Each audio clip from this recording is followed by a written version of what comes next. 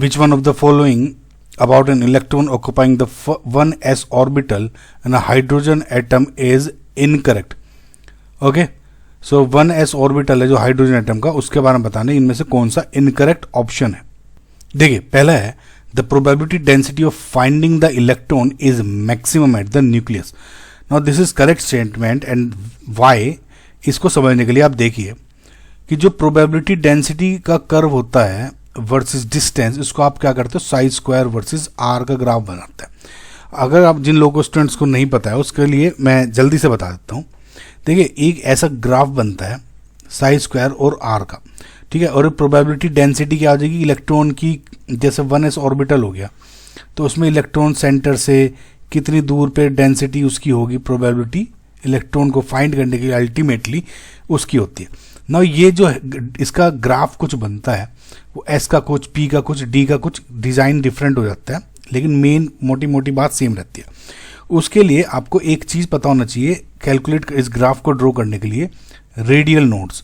और radial nodes का formula क्या आता है, n-l-1। अब जैसे इन्होंने 1s का पूछा है तो n की वैल्यू की 1 होगी, s के लिए l की वैल्यू क्या हो जाती है 0, जैसे p के लिए 1, d के लिए 2, f के लिए 3, पता होगा सबको। तो 0 - 1 तो ये हो गया 0। इसका मतलब है रेडियल नोड्स 0 का मतलब है कि जो ये मैं ड्रॉ करूंगा ग्राफ वो कहीं पे भी इसको टच नहीं करने का। अब देखो, जब एस का ग्राफ बनाते हो तो ऊपर से ऐसे स्टार्ट होता है। अब देखना, ये थोड़ी सी समझने वाली चीज़ है।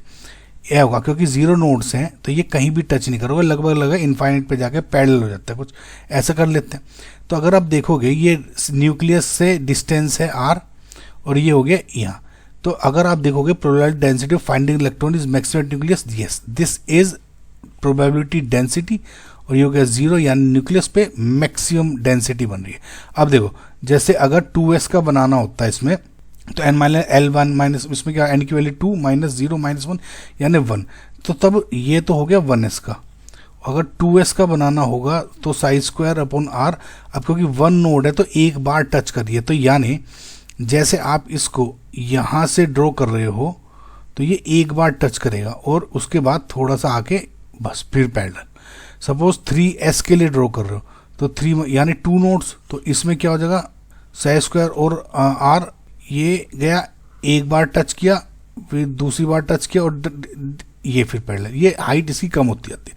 सिमिलरली जब आप 1p या 2p का बनाते हो तो उसमें जो ग्राफ है वो सेंटर से स्टार्ट होता है ऐसे, अगर 0 नोड से तो ऐसे, 1 नोड है तो ऐसे, समझ आ ना, तो इस तरह से आप करते हैं।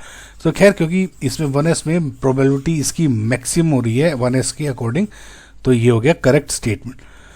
इनकरेक्ट बताएं। दूसरा है the electron can be found at A distance 2a0 from the nucleus. So this is again correct statement. देखिए, कुल मिला के क्या है, जब आप प्रोबेबिलिटी निकालते हो कि इलेक्ट्रॉन कहाँ कहाँ पे मिल सकता है from nucleus, so electron can be found up to infinite location. तभी तो आपने जब प्रोबेबिलिटी डेंसिटी कर्व बनाया है तो ऐसे पैरेलल रखा है, तो यानी प्रोबेबिलिटी 0 कहीं नहीं हो रही है। तो अगर आप ये 2a नोट है या a नोट है, 3a नोट है, इनफाइनाइट है, डेंसिटी 0 कभी भी नहीं होगी।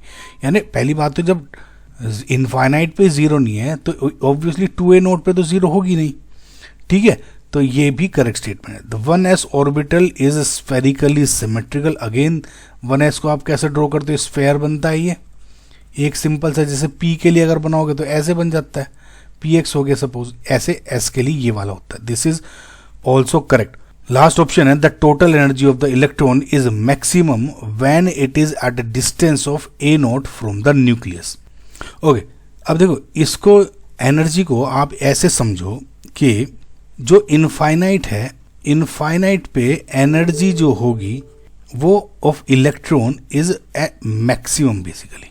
ओके, समझ में कैसे, देखो जैसे जैसे आपका न्यूक्लियस पे जा रहा है, मैं आपको बहुत सिंपल शब्दों में समझा रहा हूँ इसे ताकि आपको याद रहे हमेशा। जब आपका इलेक्ट्रॉन ग्राउंड स्टेट पे है तो हम क्या बोलते हैं, इज एट मिनिमम एनर्जी, और जब आपको एक्साइट करना होता है तो उसको आप एनर्जी देते हो, तब ये जंप करके आपका इलेक्ट्रॉन बाहर आ जाता है। सिमिलरली जब और एनर्जी दोगे तो बाहर आ जाता है, यानी जैसे जैसे आप बाहर जा रहे हो तो एनर्जी जो है वो इंक्रीज होती जा रही है।